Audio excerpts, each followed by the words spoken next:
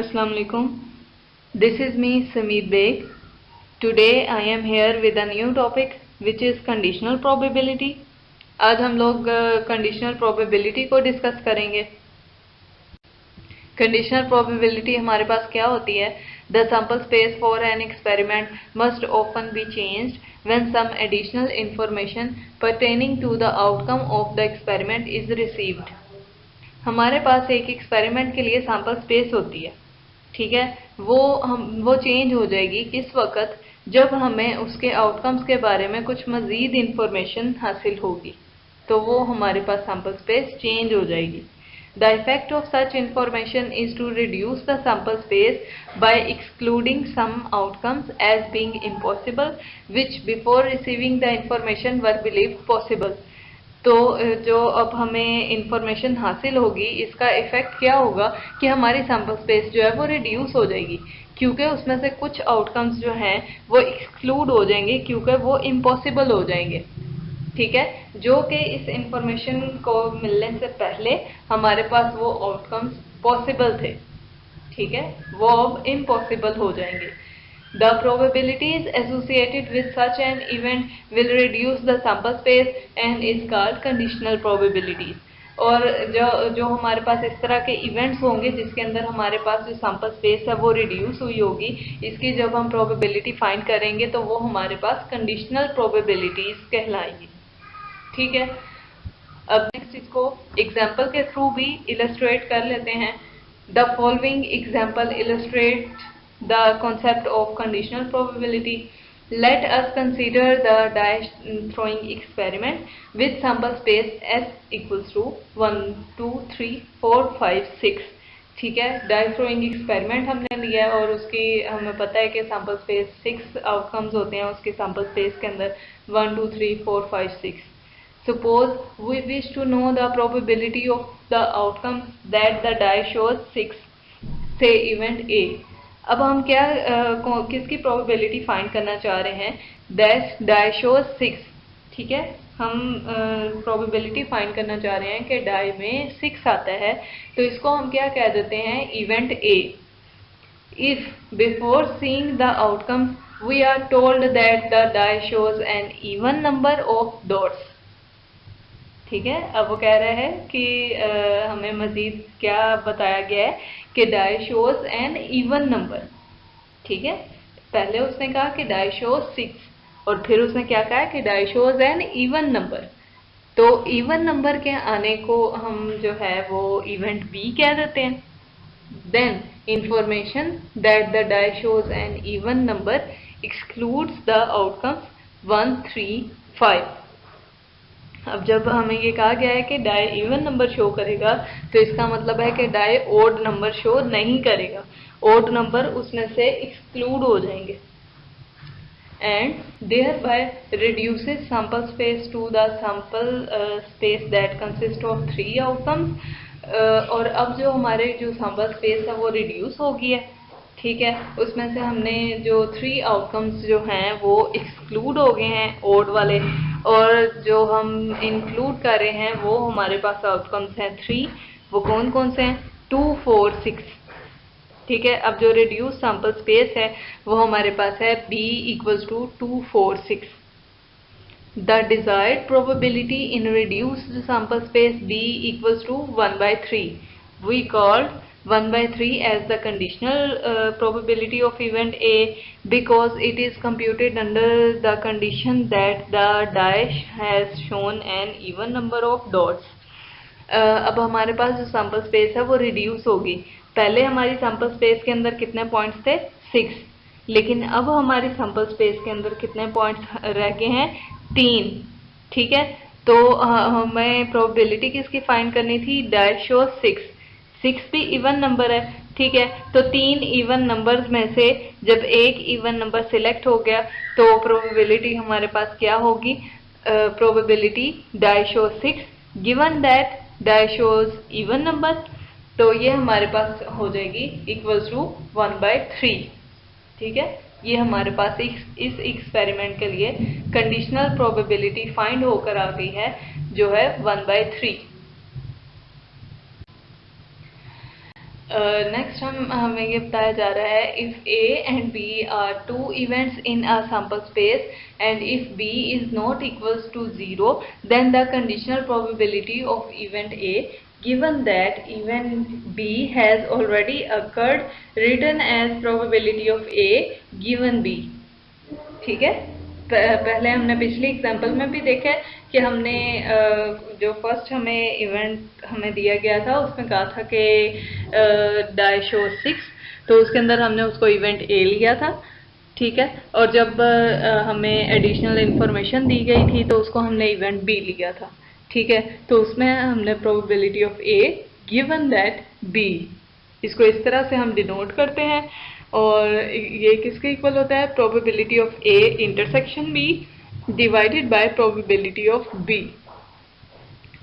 If probability of B equals to 0, अगर हमारे पास जो प्रोबेबिलिटी ऑफ बी है वो इक्वल्स टू 0 के हो जाता है तो हमारे पास the conditional probability A given B remains undefined. अगर हमारे पास प्रोबेबिलिटी ऑफ बी जो है वो इक्वल्स टू 0 हो जाता है तो हमारी जो कंडीशनल प्रोबेबिलिटी है वो अनडिफाइंड हो जाएगी। Similarly probability of B given A equals to probability of A intersection B divided by probability of A where probability of A greater than 0। हमारे पास जो प्रोबेबिलिटी ऑफ ए है वो भी ग्रेटर देन 0 होगी।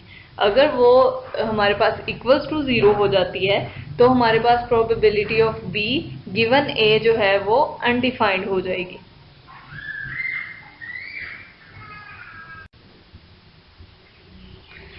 अब हमारे पास कंडीशनल प्रोबेबिलिटी के कुछ एक्सियम्स हैं, ठीक है, जो सेटिस्फाई होने चाहिए। It should be noted that probability A given B satisfies all the axioms of probability। ये probability के कुछ axioms हैं जो conditional probability fulfill करती है।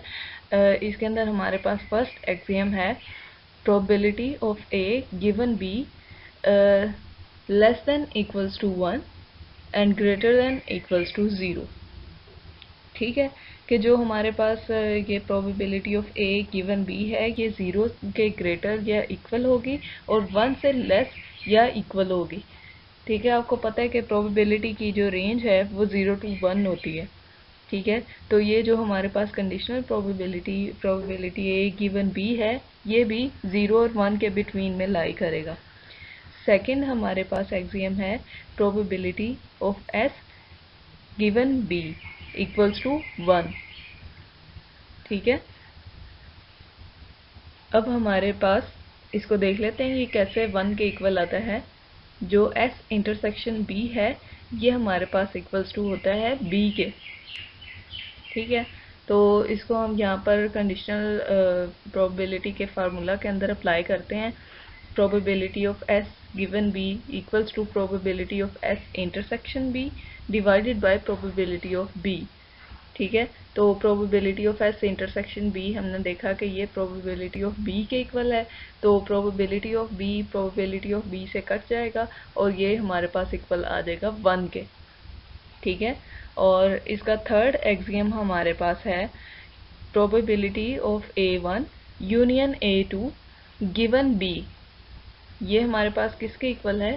Probability of A1 given B plus probability of A2 given B। ठीक है, ये यहाँ पर हमारे पास A1 और A2 जो हैं they are mutually exclusive events. ठीक है, म्यूचुअली एक्सक्लूसिव इवेंट्स की जब हम ये प्रोबेबिलिटी फाइंड करेंगे तो वो हमारे पास उनकी इंडिविजुअल जो कंडीशनल प्रोबेबिलिटी है उसका सम होगी। ये हमारे पास इसके 3 एक्सियम्स हैं।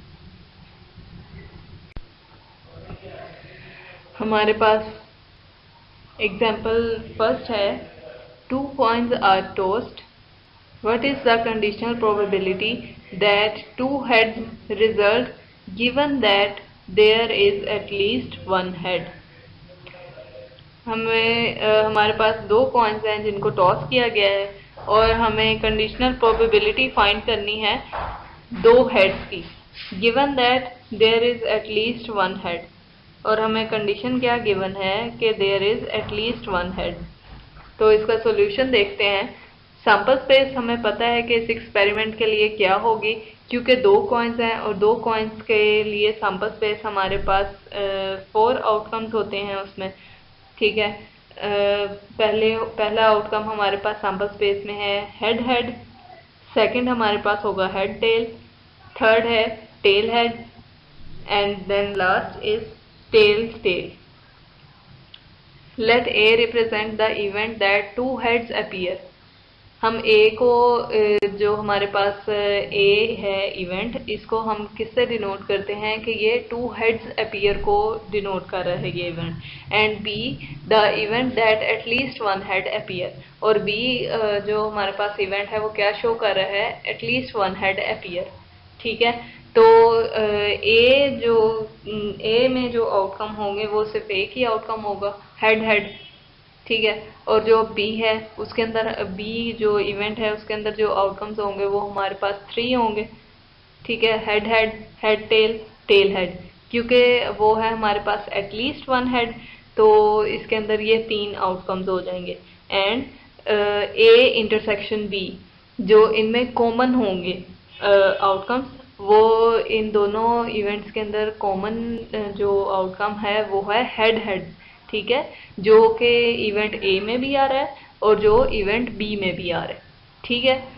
तो प्रोबेबिलिटी ऑफ ए क्या होगी हमारे पास 1 डिवाइडेड बाय 4, ठीक है। प्रोबेबिलिटी ऑफ बी हमारे पास क्या होगी 3 डिवाइडेड बाय 4,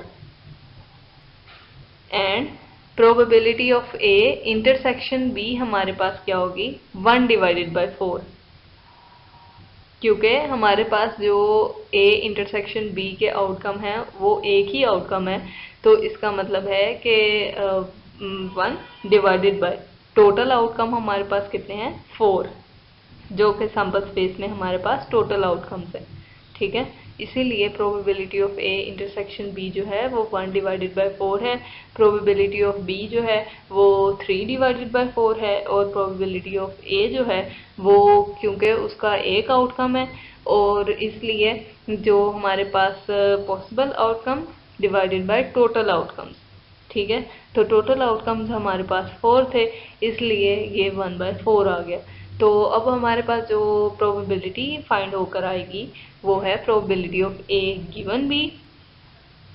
ये किसके इक्वल होती है, जैसा हमने पिछले डेफिनेशन के अंदर हमने देख लिया कि इसको किस तरह से डिनोट करते हैं conditional probability of two events को। तो ये होगी probability of A intersection B divided by probability of B. तो हमारे पास जो probability of A intersection B है ये कैलकुलेट होकर आ गई है 1/4, और जो प्रोबेबिलिटी ऑफ बी है वो यहाँ पर हमने फाइंड की है 3/4, तो 4 4 से कट जाएगा, तो 1/3 हमारे पास जो है आंसर आ जाएगा। जो कि हमें कंडीशनल प्रोबेबिलिटी पूछी गई थी कि कंडीशनल प्रोबेबिलिटी हमने फाइंड करनी है two head result given that there is at least one head, ठीक है। तो ये हमारे पास probability of A given B calculate होकर आ गई 1/3।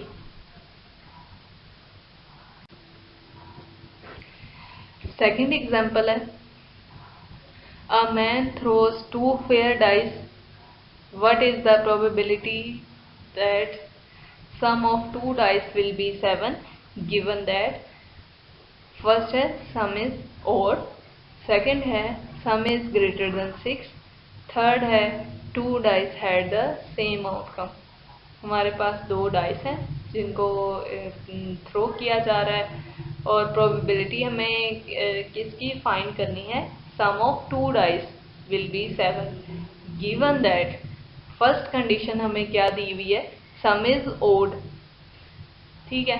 तो इसका सॉल्यूशन के अंदर पहले सैंपल स्पेस जो है इस एक्सपेरिमेंट के लिए जो हमारे पास डाइस का जो हमारे पास डाइस का जो एक्सपेरिमेंट होता है 2 डाइस का, ठीक है। जब हम एक डाई को थ्रो करते हैं तो उसमें हमारे पास जो सैंपल स्पेस है उसके अंदर 6 आउटकम्स होते हैं, ठीक है। लेकिन जब हमारे पास 2 डाइस हैं तो 2 डाइस के जो पॉसिबल आउटकम्स हैं वो हमारे पास हो जाएंगे 36 आउटकम्स होंगे जब हम 2 डाइस को थ्रो करेंगे। तो सैम्पल स्पेस यहाँ पर आपको साइड पर शो हो रही है टेबल के अंदर कि कैसे सैम्पल स्पेस हमारी 36 बनती है 2 डाइस की। ठीक है, तो let A equals to sum is 7। अब हमने इवेंट A क्या रखा कि हमारा जो सम है 2 डाइस का वो है 7। B हमने क्या रखा, सम इज ओड, और C जो है उसको हमने रखा सम इज ग्रेटर देन 6, और जो D है इवेंट D इसको हमने रखा सेम आउटकम।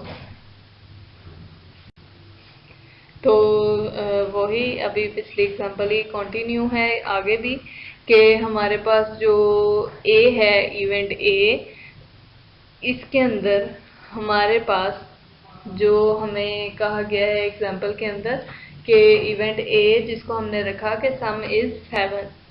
ठीक है, तो सम इज 7, किन किन पॉइंट्स पर जो है सम 2 डाइस का जो है वो 7 होगा।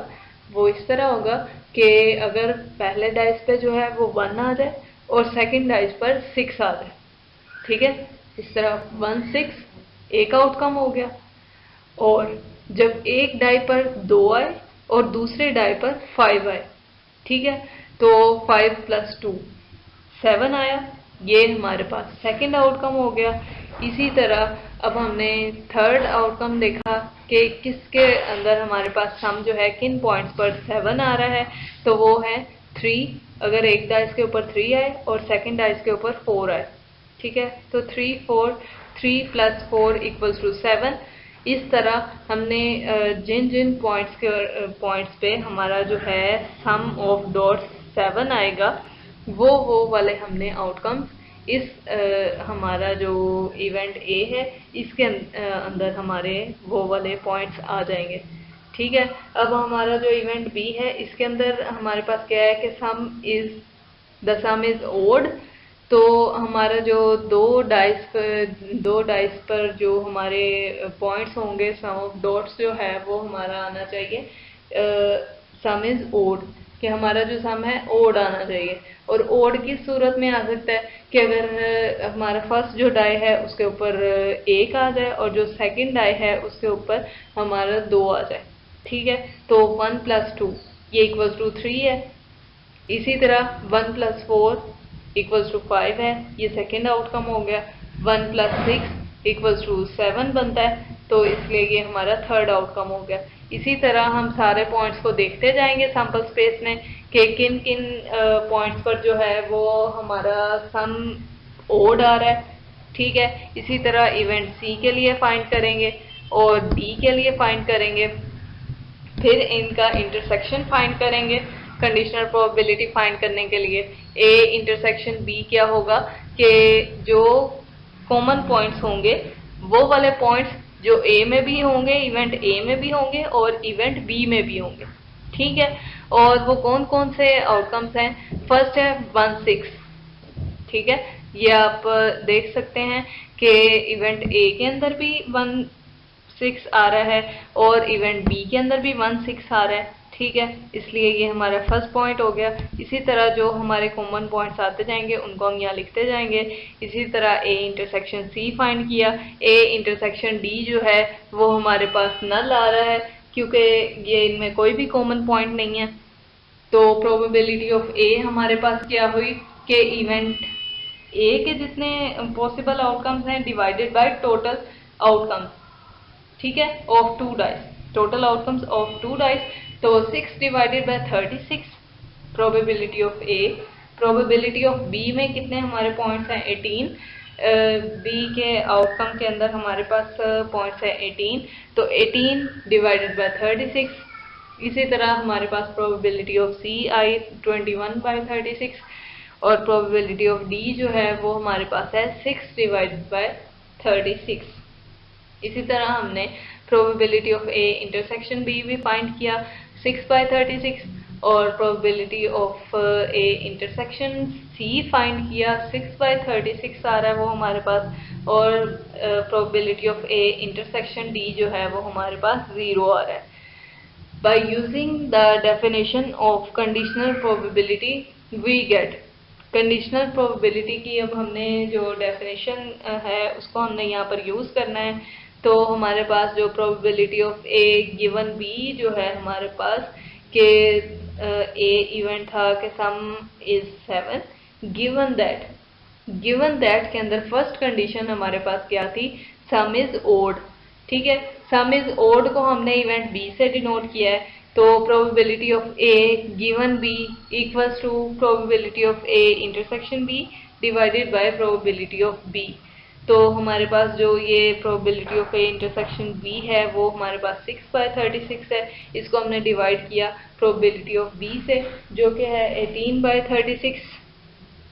तो इसको सिंप्लीफाई करके हमारे पास जो probability of A given B है वो हमारे पास आ गई 1/3 के इक्वल। ठीक है, ये हमारे पास फर्स्ट प्रोबेबिलिटी फाइंड हो गई है। सेकंड में उसने हमारी क्या कंडीशन लगाई हुई थी कि the sum is greater than 6। ठीक है, तो probability of A given C equals to probability of A intersection C divided by probability of C. तो probability of A intersection C हमारे पास था 6/36, इसको हमने डिवाइड किया प्रोबेबिलिटी ऑफ सी से जो कि था हमारे पास 21/36। इसको जब हमने सिंप्लीफाई किया तो ये हमारे पास आ गया 2/7। और इसी तरह सेम तरीके से हमने probability of A given that जो हमारे पास थर्ड कंडीशन जो हमें गिवन है वो है the two dice had the same outcome. ठीक है, कि दो डाइस के जो हैं वो आउटकम सेम है, तो ये हमारे पास इवेंट बी था। तो probability of A given D हमारे पास आ जाएगा probability of A intersection D divided by probability of D. तो हमारे पास ए इंटरसेक्शन डी की जो प्रोबेबिलिटी थी वो 0 के इक्वल आई थी, और प्रोबेबिलिटी ऑफ डी जो है वो 6/36 है, तो 0 मल्टीप्लाई बाय 6/36, तो ये हमारे पास आ गया 0। ठीक है, इसी तरह हमने कंडीशनल प्रोबेबिलिटी फाइंड करनी है। जैसे हमने इन 3 इवेंट्स के लिए हम 3 कंडीशंस जो हमें गिवन थी डाइस की, तो इस तरह हमने इसी एग्जांपल के लिए कंडीशनल प्रोबेबिलिटीज फाइंड की। अब हमारे पास प्लेइंग कार्ड्स होते हैं। ठीक है, प्लेइंग कार्ड्स जो हैं वो हमारे पास 52 होते हैं, जिसमें रेड कार्ड्स जो हैं वो हमारे पास 26 होते हैं और जो ब्लैक कार्ड्स हैं वो 26 होते हैं। ठीक है, रेड भी 26 और ब्लैक भी 26, तो 26 + 26 = 52। नंबर कार्ड्स, अब इनके अंदर हमारे पास नंबर कार्ड्स कितने होते हैं 36, पिक्चर कार्ड्स हमारे पास होते हैं 12, एसेस जो हैं वो हमारे पास होते हैं 4। ठीक है, 4 colours are heart 13, diamond 13, club 13, spade भी 13। ठीक है, ये हमारे पास जो 4 कलर्स जो हैं वो हमारे पास हार्ट के, डायमंड के और क्लब और स्पेड। ठीक है, ये हमारे पास कलर्स कार्ड हो गए। तो इस तरह हमारे पास 52 प्लेइंग कार्ड्स होते हैं। और अब अगर हमारे पास जो है हार्ट के 13 कार्ड्स हैं, ठीक है, तो 13 ये किस तरह 13 बनेगा कि इसके अंदर नंबर कार्ड्स जो हैं वो 9 होंगे, पिक्चर कार्ड्स हमारे पास 3 होंगे और एस जो है वो 1 होगा। ठीक है, इस तरह इसकी कार्ड्स की डिवीजन होती है। ठीक है, प्लेइंग कार्ड्स जो होते हैं। अब हमने पिछली स्लाइड में जो हमने कार्ड्स की डिवीजन देखी कि किस तरह हम कार्ड्स की डिवीजन होती है, कितने कार्ड्स होते हैं। तो यहाँ पर आपसे क्वेश्चन पूछा जा रहा है, find the probability of getting a number card, and second है पिक्चर कार्ड। ठीक है। नंबर कार्ड और पिक्चर कार्ड की आपको प्रोबेबिलिटी फाइंड करनी है from a pack of flying cards given that the card is red. ठीक है, और ये आपको कंडीशन गिवन है कि द कार्ड इज रेड। इसकी प्रोबेबिलिटी आपने फाइंड आउट करनी है। ठीक है, और यहाँ पर हमारा जो है कार्ड्स का कॉन्सेप्ट, इधर आप ये क्वेश्चन के थ्रू इसको सॉल्व करेंगे।